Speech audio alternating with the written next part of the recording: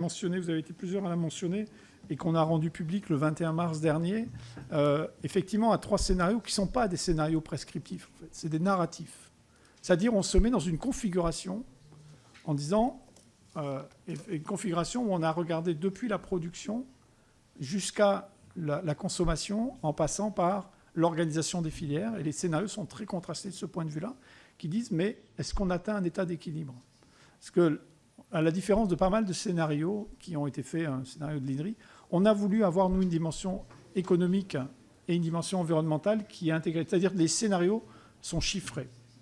Et ils sont chiffrés parce qu'on a des économistes à bord, il y en a des gens chez nous qui sont très portés là-dessus, qui portent des grands modèles mondiaux d'équilibre global. Et vous ne pouvez pas consommer quelque chose que vous n'avez pas produit, ça c'est la définition. Par contre, quelque chose que vous avez produit, vous pouvez le jeter. Et donc, comment ça s'organise ces questions-là? Et donc, on a 3 scénarios narratifs dont on a regardé ce qu'ils avaient comme incidence sur les fonctionnements des filières, l'organisation locale, les dimensions territoriales, et est-ce que à des évolutions de consommation, on pouvait mettre en face, en les combinant, alors là on les a plutôt segmentés, mais on peut aussi les combiner, des fronts d'innovation en matière de levier. Et donc le scénario 1, il est à la fois avec une dimension autour de l'immunité végétale, qui est un champ génétique un peu émergent, et les problématiques de numérique et de digitalisation, qui permettent d'avoir des efficacités, en gros, tournées autour de l'agriculture de précision.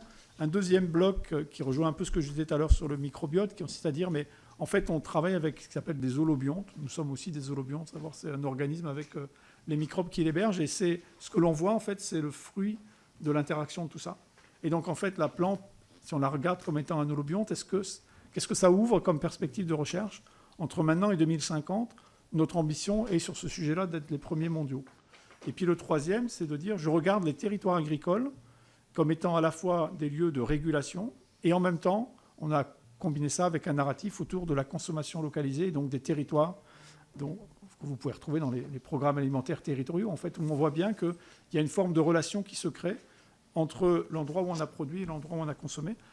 Et les scénarios ne sont pas exclusifs l'un d'autre, hein. Vous pouvez nourrir les territoires français avec des démarches localisées, mais vous nourrirez pas Shanghai avec ça. Donc vous aurez toujours besoin de la coexistence entre des filières locales et des filières longues, et la coexistence des différents leviers de protection. Donc c'est pour ça que c'est pas des scénarios. Voilà, c'est pour ça que c'est pas des scénarios prescriptifs, et c'est pas des scénarios exclusifs. Mais ça force la réflexion en disant, et on voit bien que pour atteindre des équilibres, on ne pourra pas faire ce que l'on veut en production si on ne réfléchit pas la trajectoire de consommation, et on identifie un élément qui est critique pour nous.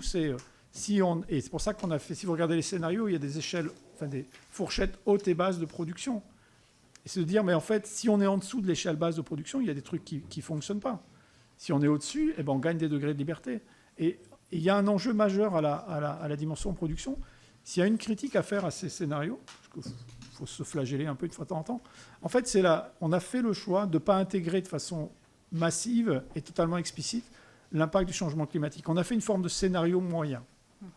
Si on avait en fait un impact du changement climatique qui est plus sévère que ce qu'on connaît aujourd'hui, nos scénarios vont souffrir. Voilà, c'est ça Donc, j'espère avoir répondu à l'ensemble des questions que vous avez posées sur ce sujet-là.